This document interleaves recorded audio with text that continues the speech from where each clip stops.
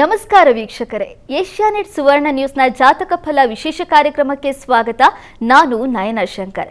ಇವತ್ತು ಎಲ್ಲರೂ ಕೂಡ ಸುಗ್ಗಿಯ ಹಬ್ಬ ಸಂಕ್ರಾಂತಿಯ ಆಚರಣೆಯಲ್ಲಿದ್ದೀವಿ. ಸಂಕ್ರಾಂತಿ ಅಂದ್ರೇನೆ ವರ್ಷದ ಮೊದಲ ಹಬ್ಬ. ಸಂಭ್ರಮ, ಸಡಗರ, ಬಹಳ ವಿಜೃಂಭಣೆಯಿಂದ ಆಚರಣೆ ಮಾಡುವಂತಹ ಹಬ್ಬ. ಎಳ್ಳು ಬೆಲ್ಲವನ್ನ ಹಂಚಿ ಒಳ್ಳೆಯ ಮಾತನ್ನ ಆಡುವಂತ ಹಬ್ಬ. ಹಾಗಾದ್ರೆ ಈ ಹಬ್ಬದ ವಿಶೇಷತೆ ಏನು? ಈ ಹಬ್ಬವನ್ನು ಯಾವ ರೀತಿಯಾಗಿ ಆಚರಣೆ ಮಾಡಬೇಕು? ಈ ಎಲ್ಲ ಮಾಹಿತಿಯನ್ನು ನೀಡೋದಕ್ಕೆ ನಮ್ಮ ಜೊತೆ ಖ್ಯಾತ ಜ್ಯೋತಿಷಿಗಳಾಗಿರುವಂತಹ ಶ್ರೀಕಂಠ ಶಾಸ್ತ್ರಿ ಅವರಿದ್ದಾರೆ. ಬನ್ನಿ ಅವರನ್ನ ಕಾರ್ಯಕ್ರಮಕ್ಕೆ ಸ್ವಾಗತಿಸೋಣ. ಶಾಸ್ತ್ರಿಗಳೇ, ಕಾರ್ಯಕ್ರಮಕ್ಕೆ ಸ್ವಾಗತ. ನಮಸ್ಕಾರ. ಶಾಸ್ತ್ರಿಗಳೇ, ನಿಮಗೂ ಕೂಡ ಸಂಕ್ರಾಂತಿ ಹಬ್ಬದ ಹಾರ್ದಿಕ ಶುಭಾಶಯಗಳು. ಧನ್ಯವಾದ. ಶಾಸ್ತ್ರಿಗಳೇ, ಸಂಕ್ರಾಂತಿ ಹಬ್ಬ ಅಂದ್ರೇನೆ ಅದು ಒಂದು ರೀತಿ ಸಂಭ್ರಮ, ಸಂತೋಷದ ಹಬ್ಬ. ಹಾಗಾದ್ರೆ ಈ ಸಂಕ್ರಾಂತಿ ಹಬ್ಬದ ಹಿನ್ನೆಲೆ ಏನು, ಇದರ ಮಹತ್ವವೇನು ಅನ್ನೋದನ್ನ ತಿಳಿಸ್ಕೊಡೋದಾದ್ರೆ? ಶ್ರೀ ಗುರುಭ್ಯೋ ನಮಃ. ಹರಿ ಓಂ. ಮೂರ್ತಿತ್ವೇ ಪರಿಕಲ್ಪಿತ ಶಶಿಭೃತೌ ವರ್ತ್ಮ ಪುನರ್ಜನ್ಮನ ಆತ್ಮೇತ್ಯಾತ್ಮವಿದಾಂ ಕೃತುಶ್ಚಿಯಚಿತಾಂ ಭರತ ಅಮರಜ್ಯೋತಿಷಾಂ ಲೋಕಾನಾಂ ಪ್ರಳಯೋದ್ಭವ ಸ್ಥಿತಿ ವಿಭಶ್ಚಾನೇಕಧಾ ಯಶ್ರಿತೌ ವಾಚನ್ನ ಸದದಾ ತ್ವನೇಕ ಕಿರಣಃ ತ್ರೈಲೋಕ್ಯ ದೀಪೋ ರವಿಃ. ಸಮಸ್ತ ವೀಕ್ಷಕರಿಗೆ ಶುಭೋದಯ, ಶುಭ ಬೆಳಗು. ಸಂಕ್ರಾಂತಿ ಸುಗ್ಗಿ ಹಬ್ಬ ಅಂತ ಕರೀತಾರೆ. ಇದರ ಹಿನ್ನೆಲೆ, ಮಹತ್ವ ಇತ್ಯಾದಿಗಳನ್ನು ತಿಳಿಯುವ ಪೂರ್ವದಲ್ಲಿ ಇವತ್ತಿನ ಪಂಚಾಂಗವನ್ನು ಮೊದಲಿಗೆ ಗಮನಿಸಿಕೊಳ್ಳೋಣ. ಶ್ರೀ ಕ್ರೋಧಿನಾಮ ಸಂವತ್ಸರ ಉತ್ತರಾಯಣ, ಹೇಮಂತ ಋತು, ಪುಷ್ಯಮಾಸ, ಕೃಷ್ಣ ಪಕ್ಷವಾಗಿದೆ. ಈ ದಿವಸ ಮಂಗಳವಾರವಾಗಿರತಕ್ಕಂಥದ್ದು. ಪ್ರತಿಪತ್ತಿಥಿ ಪುನರ್ವಸು ನಕ್ಷತ್ರ ಈ ದಿವಸ. ಇದು ಸಂಕ್ರಮಣ ಕಾಲ. ಧನುರಾಶಿಯಲ್ಲಿದ್ದಂತಹ ರವಿ, ಸೂರ್ಯ ಈ ದಿವಸ ಮಕರ ರಾಶಿಯನ್ನು ಪ್ರವೇಶ ಮಾಡ್ತಾನೆ. ರವೆಯ ಸಂಕ್ರಮಣಂ ರಾಶ್ಯವು ಸಂಕ್ರಾಂತಿ ರೀತಿ ಕಥ್ಯತೆ ಅಂತ ಹೇಳುತ್ತೆ. ಸೂರ್ಯನ ಪಥ ಬದಲಾವಣೆ, ರಾಶಿಯಿಂದ ರಾಶಿಗೆ ತಾನು ಪಥ ಬದಲಾವಣೆ ಮಾಡುವ ಯಾವ ಪರ್ವಕಾಲ ಇದೆ ಇದನ್ನು ಸಂಕ್ರಾಂತಿ ಅಂತ ಕರೀತಾರೆ. ಪ್ರತಿ ರಾಶಿಗೆ ಪ್ರವೇಶವಾದಾಗಲೂ ಅದು ಸೂರ್ಯ ಸಂಕ್ರಮಣ ಆಗಿರ್ತದೆ. ಪ್ರಧಾನವಾಗಿ ನಾವು ಗುರುತಿಸ್ತಕ್ಕಂಥದ್ದು ಒಂದು ಮೇಷ ಸಂಕ್ರಮಣ, ಕರ್ಕಟಕ ಸಂಕ್ರಮಣ, ತುಲಾ ಸಂಕ್ರಮಣ ಹಾಗೂ ಈ ಒಂದು ಮಕರ ಸಂಕ್ರಮಣ. ಈ ನಾಲ್ಕು ಬಹಳ ಪ್ರಧಾನವಾದದ್ದು. ಪ್ರಕೃತಿಯಲ್ಲಿ ಬದಲಾವಣೆ ಕಾಣಲಿಕ್ಕಿರತಕ್ಕಂಥ ಒಂದು ಕಾಲಘಟ್ಟಗಳು, ವಿಶೇಷ ಕಾಲಘಟ್ಟಗಳು ಅಂತ ನಮ್ಮ ಶಾಸ್ತ್ರಗಳು, ಹವಾಮಾನ ವೈಪರೀತ್ಯವೇ ಹೇಳುತ್ತೆ. ಅದನ್ನೇ ಅನುಸರಿಸಿದೆ ನಮ್ಮ ಶಾಸ್ತ್ರಗಳು. ಈಗ ಒಣಹವೆ, ಮೈ ಎಲ್ಲ ಒಂಥರ ಒಡೆದು ಹೋಗ್ತಕ್ಕಂಥದ್ದು, ಬಿರುಕು ಬಿಡ್ತಕ್ಕಂಥದ್ದು, ಜೀರ್ಣಕ್ರಿಯೆ ಅಷ್ಟಾಗಿ ನಡೆದೇ ಇರತಕ್ಕಂಥದ್ದು, ಅಜೀರ್ಣ ಬಾಧೆ ಉಂಟಾಗೋದು, ನಮಗೆ ಮಲಮೂತ್ರಗಳು ಕೂಡ ಅಷ್ಟಾಗಿ ಸುಲಲಿತವಾಗಿ ಇಲ್ಲದೆ ಹೊಟ್ಟೆ ಒಂಥರ ಕಿರಿಕಿರಿ ಆಗ್ತಕ್ಕಂಥದ್ದು. ಈ ರೀತಿ ಪ್ರಕೃತಿಯಿಂದಾಗಿ ಗಿಡಗಳು ಕೂಡ ನೋಡಿ ಅವು ಎಲ್ಲ ಹೀರಿಕೊಂಡ್ಬಿಟ್ಟು, ಈಗ ಈ ಮುಂದಿನ ಮಾಸದಲ್ಲಿ ಮಾಘ ಕಳೆದ ನಂತರದಲ್ಲಿ ಅದು ಕೂಡ ಎಲೆಯನ್ನೆಲ್ಲ ಉದುರಿಸ್ಬಿಡುತ್ತೆ. ಹೀಗಾಗಿ ಪ್ರಕೃತಿ, ಮನುಷ್ಯನ ಪ್ರಕೃತಿ ಹಾಗೂ ಹೊರಗಿನ ಪ್ರಾಪಂಚಿಕ ಪ್ರಕೃತಿ ಎರಡಕ್ಕೂ ಇದು ಅಷ್ಟು ಒಳ್ಳೆಯ ಕಾಲವಲ್ಲ ಅಂತ. ಹಾಗಾಗಿ ದೇಹವನ್ನು ನಾವು ಸದೃಢ ಮಾಡಿಕೊಳ್ಳಿಕ್ಕೆ ಎಣ್ಣೆ ಪದಾರ್ಥಗಳನ್ನು ಹೆಚ್ಚಾಗಿ ಬಳಸಬೇಕು. ಕಾಯಿ, ಪಡವಲಕಾಯಿ, ಕುಂಬಳಕಾಯಿ, ಹಾಗಲಕಾಯಿ, ಈ ರೀತಿಯಲ್ಲಿರ್ತಕ್ಕಂತಹ ಗಿಡಗಳು ಅಂದರೆ ಆ ತರಕಾರಿಗಳು ಹೆಚ್ಚಾಗಿ ಬೆಳೆಯುವ ಈಗ ಕಾಲ. ಅವುಗಳನ್ನು ತಿನ್ನುವುದರಿಂದ ಆರೋಗ್ಯ ಸ್ವಲ್ಪ ಸದೃಢವಾಗುತ್ತೆ. ಎಣ್ಣೆ ಪದಾರ್ಥಗಳು, ಹಾಗಾಗಿಯೇ ತಿಲ ಹಾಗೂ ನಾವು ಎಳ್ಳು ತಿಲಸ್ಯ ಭಾವ ತೈಲಂ ಅಂತ. ಹಾಗಾಗಿ ಎಳ್ಳಿನೊಳಗೆ ಆ ಎಣ್ಣೆಯ ಅಂಶ ಇರ್ತದೆ. ಅದನ್ನು ತಿನ್ನುವುದರಿಂದ ಶರೀರ ಸ್ವಲ್ಪ ಸದೃಢವಾಗುತ್ತೆ. ಅಂದರೆ ಈ ವೆದರ್ಗೆ, ಈ ಒಂದು ಹವಾಮಾನಕ್ಕೆ ಅದು ಒಗ್ಗಿಕೊಳ್ಳುತ್ತೆ ಅನ್ನುವ ಕಾರಣಕ್ಕೆ ಎಣ್ಣೆ ಪದಾರ್ಥಗಳನ್ನು ಈಗ ಸೇವಿಸ್ತಕ್ಕಂಥದ್ದು ಅದು ಈ ರೀತಿಯಲ್ಲಿ ಬಂದಿದೆ. ಸಂಕ್ರಾಂತಿ, ಈ ಪ್ರತಿ ಹಬ್ಬವೂ ಪ್ರತಿ ಪರ್ವಕಾಲವೂ ನಮಗೆ ಒಂದು ರೀತಿಯ ಆರೋಗ್ಯವನ್ನು ಪ್ರತಿನಿಧಿಸ್ತಕ್ಕಂಥದ್ದೇ ಆಗಿದೆ. ನಮ್ಮ ಆರೋಗ್ಯ ಸದೃಢತೆಗಾಗಿ ನಾವು ಈ ಕೆಲವು ಆಚರಣೆಗಳನ್ನು ಪ್ರತಿ ಹಬ್ಬದಲ್ಲೂ ಪರ್ವದಲ್ಲೂ ಮಾಡ್ತಾ ಬಂದಿದ್ದೀವಿ. ಇದು ಮನುಷ್ಯನ ಬದಲಾವಣೆಗೂ ಒಂದು ಕಾಲ. ಕೇವಲ ಆಹಾರ ಇದು ಅಷ್ಟೇ ಅಲ್ಲದೆ ಇದನ್ನು ಉತ್ತರಾಯಣ ಅಂತ ಕರೀತಾರೆ. ಆಂತರಿಕವಾಗಿ ನಾವು ಬದಲಾವಣೆಯಾಗಬೇಕು, ಉನ್ನತವಾಗಬೇಕು. ಹಾಗಾಗಿ ಈ ಒಂದು ಸಂಕ್ರಮಣ, ಈ ಉತ್ತರಾಯಣ, ಉತ್ತರದ ಕಡೆಗೆ ಸೂರ್ಯನ ಪ್ರವೇಶ ಅನ್ನುವುದು ಅದು ದೇವತೆಗಳ ಹಗಲು ಅಂತಕ್ಕಂಥ ಒಂದು ನಂಬಿಕೆ ಇದೆ.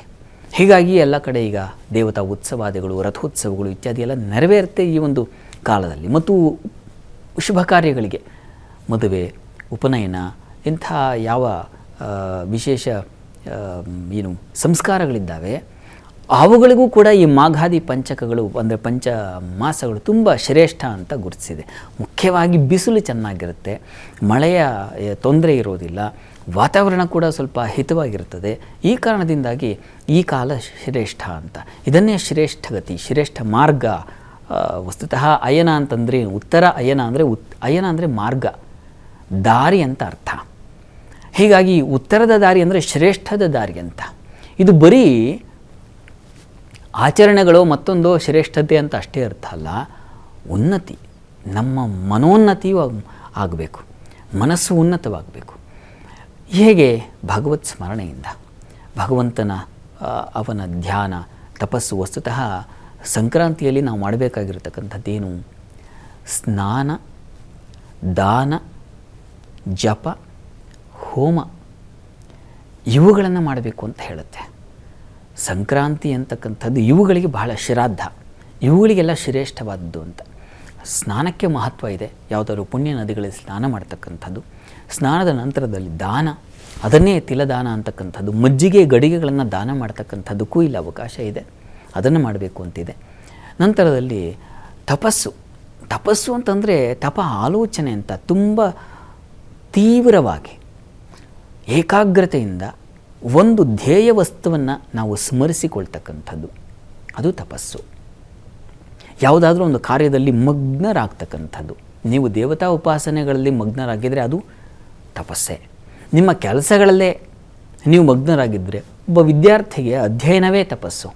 ಅವನು ಅದರಲ್ಲಿ ಏಕಾಗ್ರತೆಯಿಂದ ತನ್ಮಯವಾಗಿದ್ದರೆ, ಪಠ್ಯಪುಸ್ತಕದಲ್ಲಿ ಏನನ್ನು ಕೊಟ್ಟಿದ್ದಾರೆ, ಏನನ್ನು ನಾನು ಓದ್ಕೋಬೇಕು, ಯಾವುದು ನನ್ನ ತಲೆಗೆ ಬರಬೇಕು, ಮನಸ್ಸಿಗೆ ಹೃದ್ಗತವಾಗಬೇಕು, ಗಟ್ಟು ಮಾಡೋದಲ್ಲ, ಹೃದಯಕ್ಕೆ ಹೋಗಬೇಕು, ಅದು ನಿಮಗೆ ಅರ್ಥ ಆಗುತ್ತೆ. ಆ ರೀತಿಯಲ್ಲಿ ಅದು ಕೂಡ ತಪಸ್ಸೆ. ಹೀಗೆ ಅವರವರ ರಂಗಗಳಲ್ಲಿ ಅವರವ್ರದ್ದು ತಪಸ್ಸಿರ್ತದೆ. ಹಾಗೆ ತಪಸ್ಸನ್ನು ಆಚರಿಸ್ತಕ್ಕ ಅದನ್ನು ತಪಸ್ಸು ಅಂತ ಕರೀತಾರೆ. ಶ್ರಾದ್ದ, ಪಿತೃಕಾರ್ಯಗಳನ್ನು ಮಾಡಲೇಬೇಕು. ಅದು ಸಂಕ್ರಾಂತಿಯಲ್ಲಿ ಅದು ಏನು ಅದು ಅನಿವಾರ್ಯವಾಗಿ ನಾವು ಮಾಡಬೇಕಾಗಿರ್ತಕ್ಕಂಥದ್ದು. ಎಲ್ಲ ಸಂಕ್ರಾಂತಿಯಲ್ಲೂ ಸೂರ್ಯ ಪ್ರತಿ ರಾಶಿಗೆ ಪ್ರವೇಶವಾದಾಗಲೂ ಸಂಕ್ರಮಣ ಶ್ರಾದ್ದ ಇದ್ದೇ ಇದೆಯಲ್ಲ, ಆ ರೀತಿಯಲ್ಲಿ ನೆನೆಸ್ಕೊಳ್ತಕ್ಕಂಥದ್ದು, ತರ್ಪಣಾದಿಗಳನ್ನು ಬಿಡ್ತಕ್ಕಂಥದ್ದು, ಅದನ್ನು ಮಾಡಬೇಕು ಅಂತಿದೆ. ಹೀಗೆ ಇವುಗಳನ್ನು ಬಹಳ ಮುಖ್ಯವಾಗಿ ಆಚರಿಸಬೇಕು ಅನ್ನೋದನ್ನು ಶಾಸ್ತ್ರ ಸೂಚಿಸುತ್ತೆ. ಇನ್ನು ನಂತರದ್ದು ಇನ್ನು ಅದು ಎಳ್ಳು ಬೆಲ್ಲದ ಬೀರುವಿಕೆ, ಹಂಚುವಿಕೆ, ತನ್ಮೂಲಕ ಒಳ್ಳೆಯ ಮಾತಾಡ್ತಕ್ಕಂಥದ್ದು ಇತ್ಯಾದಿ. ಅದು ಸಹಜವಾಗಿ ನಿಮ್ಮೆಲ್ಲರಿಗೂ ಗೊತ್ತೇ ಇರತಕ್ಕಂಥದ್ದು. ಎಳ್ಳು ಬೆಲ್ಲ ತಿಂದು ಒಳ್ಳೆಯ ಮಾತಾಡು ಅಂತ ಮನೆ ಮನೆಗೆ ಹೋಗಿ ಹೆಣ್ಮಕ್ಳೆಲ್ಲ ಈ ದಿವಸ, ಮತ್ತು ಬಹಳ ಮುಖ್ಯವಾಗಿ ರಂಗವಲ್ಲಿ, ಇದನ್ನು ರಂಗವಲ್ಲಿ ಹಬ್ಬ ಅಂತ ಕರೀತಾರೆ. ಮನೆ ಮುಂದೆ ರಂಗವಲ್ಲಿ ಬಿಡಿಸಿ ಯಾರ್ಯಾರು ಎಷ್ಟು ಚೆನ್ನಾಗಿ ರಂಗೋಲಿ ಸ್ಪರ್ಧೆಗಳೇ ನೆರವೇರುತ್ತೆ. ಅದೆಲ್ಲ ಬೇಕು, ಅದು ನಮ್ಮ ಮನಸ್ಸಿನ ಆನಂದ ಆಹ್ಲಾದಕ್ಕಾಗಿ ಬೇಕು. ಇದಿಲ್ಲದೆ ಇದ್ದರೆ ಹಬ್ಬ ಹೇಗಾಗುತ್ತೆ? ರಂಗೋಲಿ ಹಾಕದೇ ಇದ್ದರೆ ಮನೆ ಮುಂದೆ ಕದ್ರಾಕಿ ರಂಗೋಲಿ ಹಾಕಿ ಅಚ್ಚುಕಟ್ಟಾಗಿ 4 ಜನ ಆ ಸಂಕ್ರಾಂತಿ ಹಬ್ಬದ ಶುಭಾಶಯಗಳು ಅಂತ ಕನ್ನಡದಲ್ಲಿ ಬರೆದು, ಹಾಗೆ ಅದೆಲ್ಲ ಒಂದು ಮನರಂಜನೆ, ಸಂತೋಷವನ್ನು, ಮುದವನ್ನು ಕೊಡ್ತಕ್ಕಂಥದ್ದು. ಇದರ ಜೊತೆಗೆ ಗೋವಿನ ಪೂಜೆ ಇದೆ. ಗೋವುಗಳನ್ನು ಚೆನ್ನಾಗಿ ತೊಳೆದು ಆ ಗೊರಸುಗಳನ್ನು, ಆ ಕಾಲುಗಳನ್ನೆಲ್ಲ ಚೆನ್ನಾಗಿ ಒರೆಸಿ ಅಚ್ಚುಕಟ್ಟಾಗಿ ಚೊಕ್ಕಟ ಮಾಡಿ ಅದನ್ನು. ಯಾಕೆಂದರೆ ಗೋವು ತುಂಬ ಅದು ಕಾಮಧೇನು ಅಂತ ಅದಕ್ಕೆ ಹೆಸರು. ಕೇಳಿದ್ದನ್ನು ಕೊಡ್ತಕ್ಕಂಥದ್ದು. ಹಾಲು, ತುಪ್ಪ, ಮೊಸರು ಇವುಗಳೆಲ್ಲ ಎಲ್ಲಿಂದ ಬರ್ತದೆ? ಅಮೃತ ಅಲ್ವ ಇವೆಲ್ಲ? ಮನುಷ್ಯನಿಗೆ ಅಮೃತ ಸಮವಾಗಿರ್ತಕ್ಕಂಥದ್ದು. ತುಪ್ಪ, ಎಣ್ಣೆಯ ಅಂಶ ಸಿಗೋದೇ ನಮಗಲ್ಲಿ ಒರಿಜಿನಲ್ ಆಗಿರ್ತಕ್ಕಂಥದ್ದು. ಹೀಗಾಗಿ ಗೋವು ಅಷ್ಟು ರೀತಿಯಲ್ಲಿ ಉಪಕಾರಿಯಾಗಿದೆ. ಹಾಲನ್ನು ಸ್ವೀಕರಿಸಿ ನಮ್ಮ ಪ್ರಾತಃ ಕಾಲ ಪ್ರಾರಂಭ ಆಗೋದೇ ಇಲ್ಲ. ಹೀಗಾಗಿ ಆ ಒಂದು ಕೃತಜ್ಞತಾ ಭಾವದಿಂದ ಹಾಲು ಇಷ್ಟು ಜನಕ್ಕೆ ಉಪಕಾರ ಮಾಡ್ತಾ ಇದೆಯಲ್ಲ, ಹಾಗಾಗಿ ಅದನ್ನು ಮಾತೆ ಅಂತ ಕರೆದ್ರು.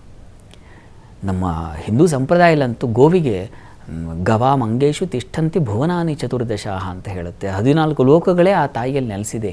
ಆ ಪ್ರತಿ ಅಂಗದಲ್ಲೂ ಒಂದೊಂದು ದೇವತೆ ಇದೆ ಅಂತ ಆರಾಧನೆ ಮಾಡ್ತಕ್ಕಂಥದ್ದು. ಗೋವಿಗೆ ಕಿಚ್ಚಾಯಿಸ್ತಕ್ಕಂಥದ್ದೆಲ್ಲ ಇದೆ ಈ ದಿವಸ. ಅದು ಕೂಡ ಆ ಒಂದು ಭಯ ಅದು ನಿವಾರಣೆಯಾಗಿ ಎಂಥ ಕಾಡ್ಗಿಚ್ಚಿನಲ್ಲೂ ಅದು ಹೆದರದೆ ಅದು ಏನು ಜೀವನ ನಡೆಸಬೇಕು. ಯಾರ ಜೊತೆಗೆ? ಮನುಷ್ಯನ ಜೊತೆಗೆ. ಹಾಗಾಗಿ ಹೋರಾಟದ ಸ್ವಭಾವ ಬರಲಿ, ಮತ್ತು ಅವುಗಳಿಗೆ ಅಂಟಿರ್ತಕ್ಕಂಥ ಉಣ್ಣೆನು ಮತ್ತೊಪ್ಪತ್ತು ಇತ್ಯಾದಿ ಕ್ರಿಮಿಕೀಟಗಳು ಅದು ಹೋಗಲಿ, ತೊಲಗಲಿ ಅನ್ನೋ ಕಾರಣ 2-3 ಉದ್ದೇಶದಲ್ಲಿ ಕಿಚ್ಚಾಯಿಸ್ತಕ್ಕಂಥದ್ದು ಇದನ್ನೆಲ್ಲ ನಾವು ಕಾಣ್ತೀವಿ. ಇದೆಲ್ಲವೂ ಬಹಳ ಬಹಳ ಮುಖ್ಯವಾದ ಅಂಶಗಳು ನಮ್ಮ ಸಂಕ್ರಾಂತಿಯ ಒಂದು ಪರ್ವಕಾಲದಲ್ಲಿ. ಇಲ್ಲಿ ಬಹಳ ಮುಖ್ಯವಾದದ್ದು ಕಬ್ಬು. ಎಲ್ಲ ಸುಗ್ಗಿ ಕಾಲ ಇದು, ಎಲ್ಲ ಬೆಳೆಗಳು, ಧಾನ್ಯಗಳು, ದ್ವಿದಳ ಧಾನ್ಯ ಇತ್ಯಾದಿಗಳೆಲ್ಲ ಈಗ ಕಾಲ. ಅವರೆಕಾಳು, ಬೇಳೆ ಇತ್ಯಾದಿಗಳೆಲ್ಲ ಬರುತ್ತೆ. ಅವರೆಕಾಯಿ ಮೇಳ ಇತ್ಯಾದಿ ಎಲ್ಲ ನೀವು ಹೋಗಿರ್ತೀರ, ನೋಡಿರ್ತೀರ. ಅದೆಲ್ಲ ಸುಗ್ಗಿಯ ಕಾಲ. ಸುಗ್ಗಿ ಅಂತಂದರೆ ಅದು ಕೃಷಿಕನ ಒಂದು ಪರ್ವಕಾಲ. ಕೃಷಿಕನಿಗೆ ತಾನಿಷ್ಟು ಕಷ್ಟಪಟ್ಟು ಬೆಳೆದ ಒಂದು ಯಾವ ಅಮೃತ ಫಲ ಇದೆ ಅದನ್ನು ತಾನು ಒಂದು ಕಣ ಮಾಡಿ ಅದಕ್ಕೆ ಪೂಜೆ ಮಾಡಿ ಅದನ್ನು ಮಾರುಕಟ್ಟೆಗಳಿಗೆ ಸಾಗಿಸ್ತಕ್ಕಂಥದ್ದು. ತನ್ಮೂಲಕ ಹಣದ ವಹಿವಾಟು, ವ್ಯಾಪಾರಕ್ಕೂ ಇದೊಂದು ಕೇಂದ್ರ ಬಿಂದುವಾಗಿದೆ ಈ ಒಂದು ಸಂಕ್ರಾಂತಿ ಪರ್ವಕಾಲ ಅಂತಕ್ಕಂಥದ್ದು. ಹೀಗಾಗಿ ಕೃಷಿಕರಿಂದ ನಾವೆಲ್ಲ ಅದನ್ನು ಉತ್ಪಾದನೆ ಮಾಡೋರು ಒಂದು ವರ್ಗ ಆದರೆ ಅದನ್ನು ಅನುಭವಿಸೋದು ತುಂಬ ಹೆಚ್ಚಿನ ವರ್ಗ ಇರುತ್ತದೆ. ಹೀಗಾಗಿ ಅದಕ್ಕೂ ಇದಕ್ಕೂ ಒಂದು ನಂಟು ಬೇಯಿಸತಕ್ಕಂಥದ್ದು, ಕೃತಜ್ಞತಾ ಭಾವ. ನಾವು ದುಡ್ಡು ಕೊಡಬಹುದು, ನಾವು ಅವ್ರ ಕೆಲಸ ಮಾಡಲಿಕ್ಕಾಗತ್ತಾ? ಹಾಗಾಗಿ ಆ ಶ್ರಮಕ್ಕೆ ನಾವು ಕೊಟ್ಟ ಹಣ ಬಹಳ ಕಡಿಮೆ ಇರ್ತದೆ. ಹೀಗಾಗಿ ಆ ರೀತಿಯ ಒಂದು ಗೌರವ ಭಾವದಲ್ಲಿ ನಾವು ಹೋಗಿ ಒಂದು ಅಕ್ಕಿ ತೊಗೊಳ್ಳುವಾಗ, ಒಂದು ದಿನಸಿ ತೊಗೊಳ್ಳುವಾಗ ಆ ಭಾವ ಇರಬೇಕು, ಆ ಪ್ರೀತಿ ಇರಬೇಕು. ಕಷ್ಟಪಟ್ಟಿದ್ದೀರಪ್ಪ, ಹಾಗಾಗಿ ನಾವು ಕೊಡ್ತಾ ಇರೋ ಸ್ವಲ್ಪನೇ ಇದು ಅಮೃತ ನೀವು ಕೊಡ್ತಾ ಇದ್ದೀರಾ. ಯಾಕಂದರೆ ಪ್ರಾಣ ಕೊಡುತ್ತೆ ಅನ್ನ. ಹೀಗಾಗಿ ಪ್ರಾಣವನ್ನು ನಾವು ಸ್ವೀಕರಿಸ್ತಾ ಇದ್ದೀವಿ, ಅದಕ್ಕೆ ಹಣ ಕೊಟ್ಕೊಡೋಕ್ಕಾಗುತ್ತೇನ್ರಿ? ಖಂಡಿತ ಸಾಧ್ಯ ಇಲ್ಲ. ಹೀಗಾಗಿ ಈ ಸಂಕ್ರಾಂತಿ ಅಂತಕ್ಕಂಥದ್ದು ಗೌರವವನ್ನು ಸಮರ್ಪಣೆ ಮಾಡ್ತಕ್ಕಂಥದ್ದು ಒಂದು ಒಳ್ಳೆಯ ಕಾಲ. ಈ ರೀತಿಯಲ್ಲಿ ಸಂಕ್ರಾಂತಿ ಹಲವು ಬಗೆಗಳಲ್ಲಿ ತನ್ನದೇ ಆದ ವೈಶಿಷ್ಟ್ಯ ಹೊಂದಿದೆ. ಹೀಗಾಗಿ ಇದೊಂದು ವಿಶಿಷ್ಟವಾದ ಪರ್ವಕಾಲ ಅಂತಕ್ಕಂಥದ್ದು ಸ್ವಲ್ಪ ಕಾಲ ಇರ್ತದೆ. ಸಂಕ್ರಮಣ ಅನ್ನೋದು ಒಂದು ಕಣ್ಣು ಹೀಗೆ ಮಿಟುಕಿಸಿದ್ರೆ ಅದನ್ನು ಸಹಸ್ರಾರು ಭಾಗ ಮಾಡಿ ಅದರ ಒಂದು ಭಾಗ ಸಂಕ್ರಮಣ ಕಾಲ ಅಂತ ಹೇಳುತ್ತೆ ಶಾಸ್ತ್ರ. ಲೆಕ್ಕ ಮಾಡಿ ಹಿಡುತ್ತೆ. ಆ ಕಾಲದಲ್ಲಿ ನಾವು ಏನು ಪುಣ್ಯ ಸಂಪಾದನೆ ಮಾಡೋಕ್ಕಾಗತ್ತೆ, ಆ ಕಾಲದಲ್ಲಿ ಏನು ತಪಸ್ ಮಾಡೋಕ್ಕಾಗತ್ತೆ, ಏನು ಧ್ಯಾನ ನಾಮ ಹೇಳ್ಕೊಳಕ್ಕಾಗತ್ತೆ ಹೇಳಿ. ಹಾಗಾಗಿ ವಿಸ್ತಾರವಾಗಿದೆ ಇಡೀ ಸಂಕ್ರಮಣದ ದಿವಸ, ಸಂಕ್ರಾಂತಿ ದಿವಸ ನಾವು ಈ ರೀತಿಯಲ್ಲಿ ಏನು ಅಷ್ಟೂ ಕಾಲವನ್ನು ನಾವು ವ್ಯರ್ಥ ಮಾಡದೆ ಭಗವಂತನ ಕೃಪೆ, ಬಹಳ ಮುಖ್ಯವಾಗಿ ಇಲ್ಲಿ ಸೂರ್ಯಾರಾಧನೆ ಇದೆ. ಇದು ಸೂರ್ಯನನ್ನು ಪ್ರತಿನಿಧಿಸ್ತಕ್ಕಂಥದ್ದು. ಸೂರ್ಯ ಎಲ್ಲರ ಆತ್ಮಶಕ್ತಿಯಾತ. ಹೀಗಾಗಿ ಸೂರ್ಯನೇ ಇಲ್ಲಿ ಕೇಂದ್ರ ಬಿಂದು. ಸೂರ್ಯನ ಆರಾಧನೆಯನ್ನು ಮಾಡ್ತಕ್ಕಂಥದ್ದು, ಸೂರ್ಯ ನಾಮಾವಳಿಗಳನ್ನು ಹೇಳ್ಕೊಳ್ತಕ್ಕಂಥದ್ದು. ಸೂರ್ಯ ದೇವಸ್ಥಾನಗಳು ಬಹಳ ವಿರಳ. ನಮ್ಮಲ್ಲಿ ಪೂರ್ವ ದಿಕ್ಕು, ಉತ್ತರ, ಪೂರ್ವ, ಪಶ್ಚಿಮ, ದಕ್ಷಿಣ 4 ಭಾಗಗಳಲ್ಲಿ 4 ಸೂರ್ಯನ ದೇವಸ್ಥಾನಗಳಿದ್ದಾವೆ. ನಾವು ದ್ವಾರಕೆಯಲ್ಲಿ ಒಂದು ಕಾಣ್ತೀವಿ, ಕೋನಾರ್ಕದಲ್ಲಿ ಈ ಕಡೆ ಪೂರ್ವ ದಿಕ್ಕಿನಲ್ಲಿ ಪುರಿ ಜಗನ್ನಾಥ ಬಳಿ ಒಂದು ಕಾಣ್ತೀವಿ, ಉತ್ತರದಲ್ಲಿ ಒಂದಿದೆ, ದಕ್ಷಿಣದಲ್ಲಿ ಸೂರ್ಯನಾರಾಯಣ ಟೆಂಪಲ್ ಅಂತ ತಮಿಳುನಾಡಿನಲ್ಲಿ ಇರ್ತಕ್ಕಂಥದ್ದು. ಹೀಗೆ ನಮ್ಮ ಭಾರತಕ್ಕೆ ಒಂದು ರೀತಿಯ ಹೆಬ್ಬಾಗಿಲಿನೋಪಾದಿಯಲ್ಲಿ ಸೂರ್ಯ ದೇವಸ್ಥಾನಗಳಿದ್ದಾವೆ. ಆ ಸೂರ್ಯ ದೇವಸ್ಥಾನಗಳೇ ನಮ್ಮ ಭಾರತವನ್ನು ಹಿಡಿದಿಟ್ಟಿದೆ ಅನ್ನುವ ಅರ್ಥದಲ್ಲಿ ಆ ದೇವಸ್ಥಾನಗಳ ಪೂಜೆ, ನಂಬಿಕೆ, ಶ್ರದ್ಧೆ ಇವುಗಳೆಲ್ಲ ಬೆಳೆದಿದೆ. ಇದು ಸೂರ್ಯನ ಆರಾಧನೆಯ ದಿವಸವೇ. ಅವನು ನಿಜವಾಗಿ ರಥಾರೂಢನಾಗಿ ಈ ದಿವಸ ಉತ್ತರ ದಿಕ್ಕಿಗೆ ನಮ್ಮನ್ನೂ ಕೂಡ, ನಮ್ಮ ಮನಸ್ಸನ್ನೂ, ಉತ್ತರ ಅಂತಂದರೆ ಶ್ರೇಷ್ಠ ದೇವತಾ ಸ್ಥಾನ ಅಂತ, ಹಾಗೆ ದೇವತೆಗಳ ಕಡೆಗೆ ನಮ್ಮ ಅವನು ಎಳೆಯೋದು, ರಥವನ್ನು ಏರಿ ಹೋಗೋದು ಅಷ್ಟೇ ಅಲ್ಲ, ನಮ್ಮನ್ನೂ ಕೂಡ ಎಳಿತಾನೆ. ಅವನು ಆ ಪರಮಾತ್ಮನ ಕಡೆಗೆ ನಮ್ಮನ್ನೂ ಸಾಗಿಸ್ತಾನೆ ಅಂತಕ್ಕಂಥ ಸಂದೇಶವನ್ನು ಈ ಒಂದು ಸಂಕ್ರಾಂತಿ ಕೊಡುತ್ತೆ. ಹೀಗಾಗಿ ಮುಖ್ಯವಾಗಿ ಸೂರ್ಯೋಪಾಸನೆ ಮಾಡಿಕೊಳ್ಳಿ, ಸೂರ್ಯನ ಪ್ರಾರ್ಥನೆ ಮಾಡಿ, ಎಳ್ಳು ಬೆಲ್ಲ ಹಂಚಿ ನೀವು ತಿನ್ನಿ, ಆರೋಗ್ಯವೂ ಸದೃಢವಾಗುತ್ತೆ. ತನ್ಮೂಲಕ ಪರಮಾತ್ಮನ ದರ್ಶನವೂ ಆಗುತ್ತೆ. ಮನಸ್ಸಿದ್ದರೆ ಮಾದೇವ ಅಂತ ಅಲ್ವಾ? ಹೀಗಾಗಿ ಮನಸ್ಸಿಟ್ಟು ನಾವು ಏನು ಮಾಡಿದ್ರೂ ಅಲ್ಲಿ ಭಗವತ್ ಫಲವನ್ನು ಕಾಣಲಿಕ್ಕೆ ಖಂಡಿತ ಸಾಧ್ಯ ಇದೆ. ಶಾಸ್ತ್ರಿಗಳೇ, ಈ ಸಂಕ್ರಾಂತಿ ಹಬ್ಬದ ದಿನ ಮೊದಲ 6 ರಾಶಿಗಳ ಫಲಾಫಲ ಹೇಗಿದೆ ಅಂತ ತಿಳಿಸ್ಕೊಡೋದಾದ್ರೆ? 12 ರಾಶಿಗಳ ಫಲಾಫಲ ತಿಳಿಯುವ ಮುನ್ನ ಇವತ್ತಿನ ಗ್ರಹಸ್ಥಿತಿಯನ್ನು ಗಮನಿಸ್ಕೊಳ್ಳೋದಾದರೆ, ಮೇಷರಾಶಿಯಲ್ಲಿ ಮಾಂದಿ ಉದಯ ಆಗಿದೆ ಈ ದಿವಸ. ಇನ್ನು ವೃಷಭ ರಾಶಿಯಲ್ಲಿ ಗುರು ಇರತಕ್ಕಂಥದ್ದು, ಕರ್ಕಟಕ ರಾಶಿಯಲ್ಲಿ ಚಂದ್ರ ಹಾಗೂ ಕುಜರ ಯುತಿಯನ್ನು ನೋಡ್ತಾ ಇದ್ದೀವಿ, ಕನ್ಯಾ ರಾಶಿಯಲ್ಲಿ ಕೇತು ಇರತಕ್ಕಂಥದ್ದು. ಇನ್ನು ರವಿ ಬುಧರ ಯುತಿ ಇದೆ, ಧನು ರಾಶಿಯಲ್ಲಿ ರವಿಯ ಸಂಕ್ರಮಣ ಆಗುತ್ತೆ, ನಂತರದಲ್ಲಿ ಮಕರ ರಾಶಿಯನ್ನು ಪ್ರವೇಶ ಮಾಡ್ತಾನೆ. ಇನ್ನು ಶನಿ ಶುಕ್ರರ ಒಟ್ಟಾಗಿದ್ದರೆ ಅದು ಕುಂಭರಾಶಿಯಲ್ಲಿ, ಮೀನರಾಶಿಯಲ್ಲಿ ರಾಹು ಇರತಕ್ಕಂಥದ್ದು ನೋಡ್ತಾ ಇದ್ವಿ. ಹೀಗಿರುವಾಗ 12 ರಾಶಿಗಳ ಫಲಾಫಲ ಹೇಗಿರ್ತದೆ ಗಮನಿಸ್ತಾ ಹೋಗೋಣ. ಮೊದಲಿಗೆ ಮೇಷರಾಶಿಯವರಿಗೆ ದಿವಸ ನೋಡಿ, ನಿಮ್ಮ ರಾಶಿಯಲ್ಲಿ ಮಾಂದಿ ಉದಯ ಆದರೆ ಸ್ವಲ್ಪ ಆರೋಗ್ಯ ಏರುಪೇರಾಗುತ್ತೆ, ದೇಹ ಬಲ ಕುಸಿಯುತ್ತೆ. ಹೀಗಾಗಿ ಏನೋ ಕೆಲಸ ಮಾಡಿಬಿಡ್ತೀನಿ ತರಾತುರಿಲಿ ಅಂತ ಹೋಗಬೇಡಿ, ಸ್ವಲ್ಪ ಅಸ್ವಸ್ಥತೆ ಉಂಟಾಗುತ್ತೆ. ಹೀಗಾಗಿ ಸ್ವಲ್ಪ ಸಮಾಧಾನವಾಗಿ ಕೆಲಸ ಮಾಡುವಾಗ ತಾಳ್ಮೆ ಬೇಕು, ಬಹಳ ಮುಖ್ಯವಾಗಿ ಅದನ್ನು ಈ ದಿವಸ ನೀವು ಕಾಪಾಡ್ಕೋಬೇಕು. ಈ ದಿವಸ ಚೆನ್ನಾಗಿದೆ, ಬಂಧು ಮಿತ್ರರ ಸಹಕಾರ, ಅವರ ಸ್ನೇಹಿತರ ಒಡನಾಟ, ಅವ್ರ ಜೊತೆಗೊಂದು ವಿಹಾರ, ಎಳ್ಳು ಬೆಲ್ಲ ಹಂಚಕ್ಕೆ, ಇವರು ಬಂದರು ಸೇರಿದ್ರು, ಸ್ನೇಹಿತರು ಬಂಧುಗಳೆಲ್ಲ ಸೇರಿಕೊಂಡು ಹಂಚಿ ಆ ರೀತಿಯ ಒಂದು ಸಂಭ್ರಮ ವಾತಾವರಣ ಖಂಡಿತ ಇದೆ. ಒಳ್ಳೆಯ ವಿಹಾರ, ಒಳ್ಳೆಯ ಪ್ರಯಾಣ, ಒಂದು ಸೌಖ್ಯದ ವಾತಾವರಣ ಏನು ಬೇಕೋ ಅಷ್ಟು ಮೇಷರಾಶಿಯವರಿಗೆ ಖಂಡಿತ ಇದರಲ್ಲೇನು ಸಂಶಯ ಇಲ್ಲ. ಆರೋಗ್ಯ ಸ್ವಲ್ಪ ತಲೆನೋವು, ಸ್ವಲ್ಪ ಶಿರೋಬಾಧೆ ಇದು ನಿಮ್ಮನ್ನು ಬಾಧಿಸುತ್ತೆ. ಸ್ವಲ್ಪ ಅದರ ಕಡೆ ಗಮನ ಇರಲಿ. ಉಳಿದ ಹಾಗೆ ಕೆಲಸ ಕಾರ್ಯಗಳಲ್ಲೆಲ್ಲ ತುಂಬ ಚೆನ್ನಾಗಿದೆ. ಅಂದ್ಕೊಂಡ ಕೆಲಸವನ್ನು ಬಹಳ ಬೇಗ ಅದರ ಫಲ ತಗೊಳ್ತಕ್ಕಂಥದ್ದು. ಕೆಲಸ ಮಾಡಿದ್ರೆ ಆಗಲ್ಲ, ಅದರ ಫಲ ಬಂದಾಗ ಸಂತೋಷ ಅಲ್ವಾ, ಆ ರೀತಿಯ ಒಂದು ಸಂತೋಷ ಖಂಡಿತ ಇದೆ ಈ ದಿವಸ. ಚೆನ್ನಾಗಿದೆ. ಪ್ರಾರ್ಥನೆಗೆ ಈ ದಿವಸ ಆರೋಗ್ಯದ ದೃಷ್ಟಿಯಿಂದ ಸುಬ್ರಹ್ಮಣ್ಯ ಕವಚ ಹೇಳ್ಕೊಳ್ಳಿ, ಅದು ತುಂಬ ಸಹಾಯವಾಗುತ್ತೆ. ಇನ್ನು ವೃಷಭ ರಾಶಿ. ವೃಷಭ ರಾಶಿಯವರಿಗೆ ದಿವಸ ನೋಡಿ, ಸಹೋದರ ಸಹಕಾರ, ಸೇವಕರು, ಸಹಾಯಕರು ಎಲ್ಲರೂ ಸೇರಿ ಒಟ್ಟಾಗಿ ಮನೆಯಲ್ಲಿ ಒಂದು ಕೆಲಸ, ಒಂದು ತೋರಣ ಕಟ್ಟಬೇಕು ಅಂತಂದರು, ಅಥವಾ ಒಂದು ಏನೋ ಎಳ್ಳು ಬೆಲ್ಲ ಬೆರೆಸಬೇಕು ಅಂತಂದರು, ಎಲ್ಲ ಸೇರ್ತಾರೆ. ಆ ರೀತಿಯಲ್ಲಿ ಸಹಾಯಕ್ಕೆ ಬರ್ತಕ್ಕಂಥವರ ಸಂಖ್ಯೆ ಜಾಸ್ತಿ ಆಗುತ್ತೆ. ನಾನು ಏನಪ್ಪ ಸ್ವಲ್ಪ ಒಂದು ಸೇರು ಹಾಕ್ಕೊಂಡಿದ್ದೆ, 5 ಸೇರಿಗೆ ಆಗೋಷ್ಟು ಜನ ಬಂದು ಸಹಾಯ ಮಾಡಿದ್ರು ಅಂತ, ಆ ರೀತಿಯಲ್ಲಿ ನಿಮಗೆ ಸಹಾಯ ಆಗುತ್ತೆ. ಚೆನ್ನಾಗಿದೆ. ಇನ್ನು ಕೆಲಸದಲ್ಲಿ ತುಂಬ ಚೆನ್ನಾಗಿದೆ. ವೃತ್ತಿ, ಕೆಲಸ, ನಿಮ್ಮ ಚಟುವಟಿಕೆಗಳೆಲ್ಲ ಅಲ್ಲೂ ಕೂಡ ಸಹಾಯ ಸಹೋದ್ಯೋಗಿಗಳು ಅಥವಾ ಸಹಕಾರ ಮಾಡ್ತಕ್ಕಂಥ ಅವರ ಒಂದು ಸಹಕಾರದಿಂದ ಬಹಳ ಬೇಗ ಕೆಲಸ, ಲಘು ಬಗೆಯಿಂದ ಕೆಲಸ ಆಗುತ್ತೆ. ಅದರಲ್ಲೂ ಚಟುವಟಿಕೆಯಿಂದ ಆಗುತ್ತೆ. ಚೆನ್ನಾಗಿದೆ. ಇನ್ನು ಇದು ಸ್ವಲ್ಪ ವ್ಯಯ ಇದೆ, ಹೆಚ್ಚಿನ ಖರ್ಚು. ಯಾರಿಗೋ ಏನೋ ಗಿಫ್ಟ್ ಕೊಡಬೇಕು, ಯಾರಿಗೋ ಏನೋ ಕೊಡೋಣ, ದಾನ ಮಾಡೋ ಒಂದು ಪ್ರವೃತ್ತಿ, ಒಂದು ಮನಸ್ಸು, ಅದರಿಂದಾಗಿ ಒಂದು ಮನಸ್ಸಿಗೆ ಒಂದು ಸಮಾಧಾನವೂ ಇದೆ. ಅದು ನಿಮಗೂ ಒಂದು ರೀತಿಯ ಖುಷಿ ಕೊಡುತ್ತೆ. ಆ ರೀತಿಯ ಒಂದು ಕೆಲಸಗಳಾಗುತ್ತೆ. ಸ್ವಲ್ಪ ಕಾಲು ಎಡು ಬಿಟ್ಟು ಸ್ವಲ್ಪ ಪಾದಗಳಿಗೆ ತೊಂದರೆ ಮಾಡ್ಕೊಳ್ಳೋ ಸಾಧ್ಯತೆ ಇದೆ. ಸ್ವಲ್ಪ ಗಮನ ಕೊಡಿ.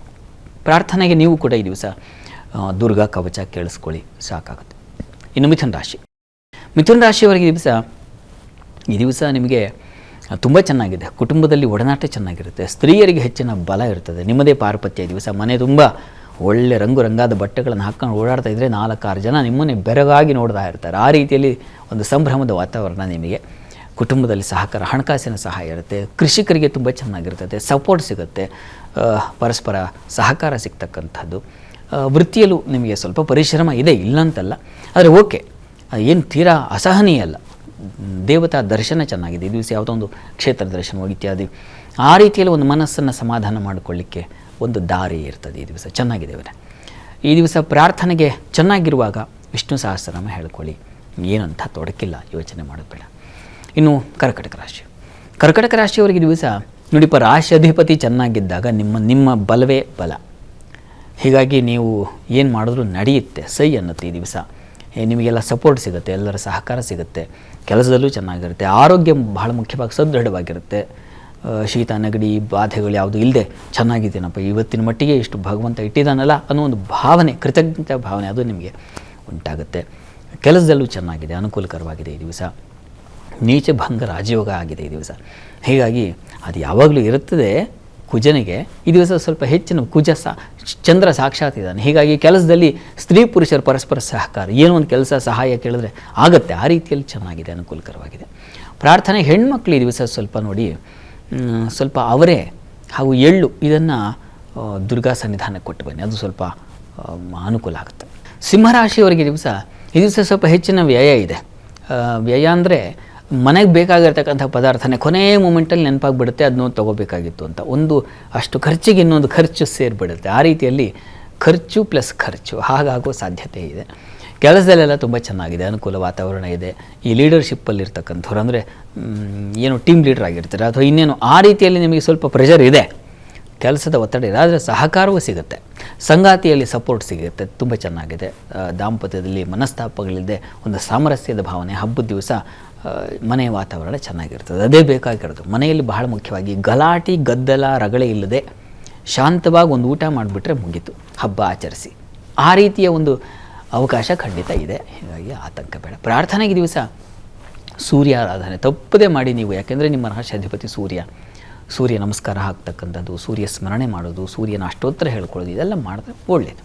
ಕನ್ಯಾ ರಾಶಿಯವರಿಗೆ ನೋಡಿ, ವ್ಯಯಾಧಿಪತಿ ರವಿ ಪಂಚಮಕ್ಕೆ ಹೋಗ್ತಾ ಇದ್ದೇನೆ. ಹೀಗಾಗಿ ಸ್ವಲ್ಪ ಉದರ ಬಾಧೆ ಉಂಟಾಗಬಹುದು, ಹೊಟ್ಟೆ ಅಪ್ಸೆಟ್. ನಾನು ಪ್ರಾರಂಭದಲ್ಲಿ ಹೇಳಿದೆ, ಹೊಟ್ಟೆ ಸಮಸ್ಯೆಗಳು ಉಂಟಾಗುತ್ತೆ, ಅಜೀರ್ಣಕ್ರಿಯೆ ಆಗುತ್ತೆ, ಅಂದರೆ ಜೀರ್ಣವಾಗೋದಿಲ್ಲ, ಅಜೀರ್ಣವಾಗುತ್ತೆ. ಈ ರೀತಿಯ ಒಂದು ತೊಂದರೆ ಸಹಜ ಪ್ರಕೃತಿಯಿಂದನೇ ಬಂದುಬಿಡುತ್ತೆ. ಸ್ವಲ್ಪ ನಿಮ್ಮ ರಾಶಿಯವರಿಗೆ ಸ್ವಲ್ಪ ಹೆಚ್ಚು ಅದು ಬಾಧೆ ಬರೋ ಸಾಧ್ಯತೆ ಇದೆ. ಮತ್ತು ಮಕ್ಕಳಿಂದಾಗಿ ಸ್ವಲ್ಪ ಹೆಚ್ಚಿನ ವ್ಯಯ ಸೂಚಿಸ್ತಾ ಇದ್ದು, ಸ್ವಲ್ಪ ಎಚ್ಚರ ಇರಲಿ. ಅವ್ರಿಗೆ ಏನು ಬೇಕು, ಎಕ್ಸಾಮ್ ಹತ್ತಿರ ಬಂತು ಅಂತ ಅದು ಬೇಕು ಇದು ಬೇಕು, ಹೊರೆ ಆಗಿಬಿಡುತ್ತೆ. ಅಗತ್ಯ ಎಷ್ಟಿದೆ ಅಷ್ಟು ನೀವು ಒಂದು ಸಲ ಪರಿಶೀಲಿಸ್ಕೊಳ್ಬೇಕು. ಆ ರೀತಿಯ ಒಂದು ಸಂದರ್ಭ ಇದೆ ಈ ದಿವಸ. ಅದು ಉಳಿದಾಗೆ ವೃತ್ತಿಯಲ್ಲಿ ಅನುಕೂಲಕರ ವಾತಾವರಣ ಇದೆ, ಸ್ನೇಹಿತರು, ಸಹೋದ್ಯೋಗಿಗಳ ಸಹಕಾರ ಇತ್ಯಾದಿ ಎಲ್ಲ ಅನುಕೂಲ ಚೆನ್ನಾಗಿದೆ. ನೀವು ಕೂಡ ಸೂರ್ಯ ಪ್ರಾರ್ಥನೆ ಮಾಡಿ ಹೆಚ್ಚಿನ ಅನುಕೂಲ ಉಂಟಾಗುತ್ತೆ. ಇನ್ನು ತುಲಾರಾಶಿ, ತುಲಾರಾಶಿಯವರಿಗೆ ದಿವಸ ನೋಡಿ, ರವಿ ಲಾಭಾಧಿಪತಿ ಆತ ಚತುರ್ಥಕ್ಕೆ ಬಂದರೆ ಮಿತ್ರರಿಂದ ಲಾಭ ಅಂತ. ಹೀಗಾಗಿ ಸ್ನೇಹಿತರು, ಬಂಧುಗಳು, ಮಿತ್ರರು ಇವರಿಂದ ನಿಮಗೆ ತುಂಬ ಉಪಕಾರವಾಗುತ್ತೆ, ಸಹಕಾರವಾಗುತ್ತೆ. ಇನ್ನು ಉಳಿದ ಹಾಗೆ ಪ್ರಯಾಣದಲ್ಲಿ ಅನುಕೂಲ ಕಾಣಲಿಕ್ಕೆ ಅವಕಾಶಗಳಿದ್ದಾವೆ. ವೃತ್ತಿಯಲ್ಲೂ ತುಂಬ ಚೆನ್ನಾಗಿದೆ. ಸ್ತ್ರೀಯರಿಗೆ ಹೆಚ್ಚಿನ ಮಾನ್ಯತೆ, ಸ್ಥಾನಮಾನ ಸಿಗುತ್ತೆ. ನೀವು ಒಂದು ಸಣ್ಣ ಕೆಲಸ ಮಾಡಿದ್ರೆ ಅದನ್ನು ಗುರುತಿಸಿ ಚೆನ್ನಾಗಿ ಬೆಲ್ಲ ಹೆಚ್ಚಿದೆಯಾ, ಚೆನ್ನಾಗಿ ಮಿಕ್ಸ್ ಮಾಡಿದೆಯಾ, ಎಳ್ಳು ಬೆಲ್ಲ ಹಂಚುವಾಗ ಯಾರು ಮಾಡಿದ್ದಿದ್ದನ್ನು ಚೆನ್ನಾಗಿದೆ, ನಿಮಗೊಂದು ಪ್ರಶಂಸೆ, ಆ ರೀತಿಯ ಒಂದು ಪ್ರಶಂಸೆಗೆ ಪಾತ್ರರಾಗ್ತೀರ. ಈ ದಿವಸ ವಪುಷ, ಕಾಯ ವಪುಷ ಅಂದರೆ ನಿಮ್ಮ ರೂಪವು ಕೂಡ ತುಂಬ ಚೆನ್ನಾಗಿ ಕಾಣುವಂಥದ್ದು, ಆ ರೀತಿಯಲ್ಲೆಲ್ಲ ಚೆನ್ನಾಗಿದೆ. ಶುಕ್ರನ ಪ್ರಭಾವ ಚೆನ್ನಾಗಿದೆ, ಬುದ್ಧಿಶಕ್ತಿಯೂ ಹಾಗೇ ಇರ್ತದೆ. ಬರೀ ಸೌಂದರ್ಯ ಇದ್ದರೆ ಸಾಲದು, ತಲೆಯಲ್ಲಿ ಬುದ್ಧಿಯೂ ಇರಬೇಕು, ಎರಡೂ ಇದೆ ಈ ದಿವಸ. ತುಲಾರಾಶಿಯವರಿಗೆ ಚೆನ್ನಾಗಿದೆ. ಪ್ರಾರ್ಥನೆಗೆ ದಿವಸ ನೋಡಿ, ಸಪ್ತಮದಲ್ಲಿ ಮಾಂದಿ ಇದ್ದರೆ ಸ್ವಲ್ಪ ಮಟ್ಟಿಗೆ ದಾಂಪತ್ಯದಲ್ಲಿ ಮನಸ್ತಾಪ, ಏನು ಕಿರಿಕಿರಿ ಆಗುತ್ತೆ. ಲಕ್ಷ್ಮೀನಾರಾಯಣರ ಪ್ರಾರ್ಥನೆ ಮಾಡಿ.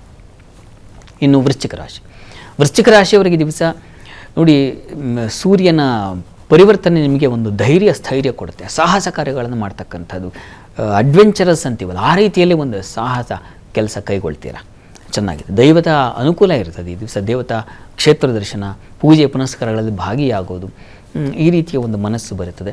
ಸ್ವಲ್ಪ ಸಾಲ ಬಾಧೆಗೆ ಸಿಕ್ಕಾಕೊಳ್ಳೋ ಸಾಧ್ಯತೆ ಇದೆ. ಋಣಮೋಚನ ನರಸಿಂಹ ಸ್ತುತಿಯನ್ನು ಹೇಳ್ಕೊಳ್ಳಿ. ನರಸಿಂಹ ಸ್ತುತಿ ಬಹಳ ಬಹಳ ಮುಖ್ಯ, ಅದನ್ನು ಹೇಳ್ಕೊಳ್ಳಿ, ಅನುಕೂಲ ಆಗುತ್ತೆ.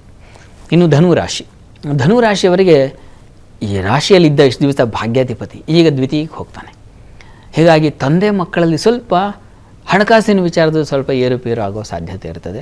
ಹಣದ ವ್ಯವಹಾರ ತಂದೆ ಮಕ್ಕಳಲ್ಲಿ ಅಷ್ಟು ಒಳ್ಳೆಯದಲ್ಲ, ಅದು ಅಂತರ ಒಂದು ಬೇಕು, ಅದನ್ನು ನೋಡಿಕೊಳ್ಳಿ ನೀವೇ.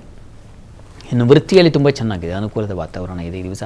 ಈ ದಿವಸ ಕಳೆದು ಹೋಗಿರತಕ್ಕಂತಹ ವಸ್ತು ನಷ್ಟವಾಗುತ್ತೆ, ಅದರ ಗುರುತು, ನೆನಪು ಹೇಗೋ ಆ ಒಂದು ಲಾಭ ಖಂಡಿತ ಇದೆ ಈ ದಿವಸ. ನಿಮಗೂ ಸ್ವಲ್ಪ ಉದರ ಬಾಧೆ ಸೂಚಿಸ್ತಾ ಇದೆ, ಹೊಟ್ಟೆ ಸಂಬಂಧಿ, ಮತ್ತು ಮೈಂಡ್ ಸ್ವಲ್ಪ ಅಪ್ಸೆಟ್ ಆಗುತ್ತೆ, ತಕ್ಷಣ ಹೊಳೆಯೋದಿಲ್ಲ, ಆಲೋಚನೆ ಮಾಡಿ ಏನೂ ತೋಚ್ತಾ ಇಲ್ಲಲ್ಲಪ್ಪ ಅಂತ ಅನಿಸುತ್ತೆ.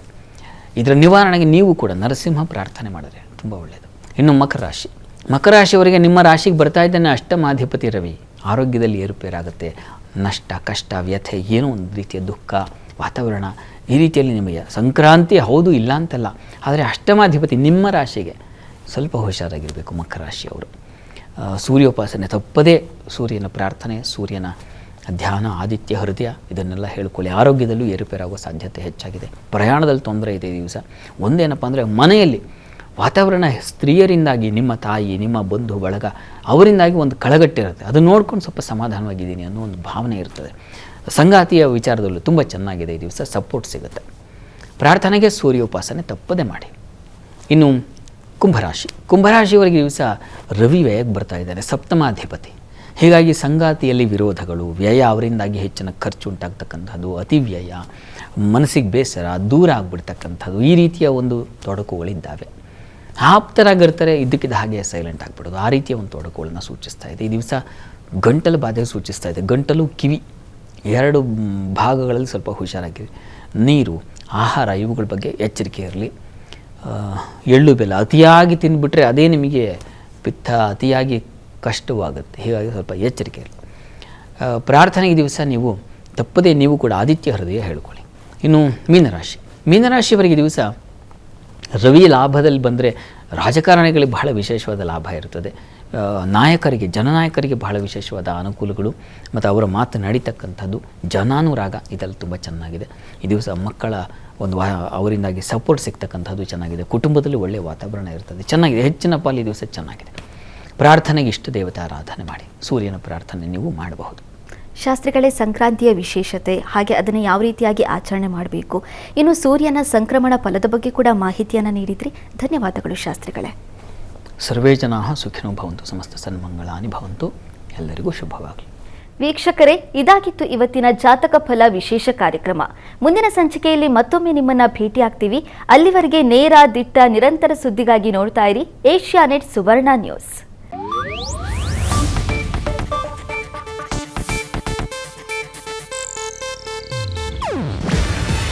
ಇದು ಏಷ್ಯಾನೆಟ್ ನ್ಯೂಸ್ ನೆಟ್ವರ್ಕ್ ಪ್ರಸ್ತುತಿ. ನೀವು ನೋಡ್ತಿದ್ದೀರಾ ಏಷ್ಯಾನೆಟ್ ಸುವರ್ಣ ನ್ಯೂಸ್.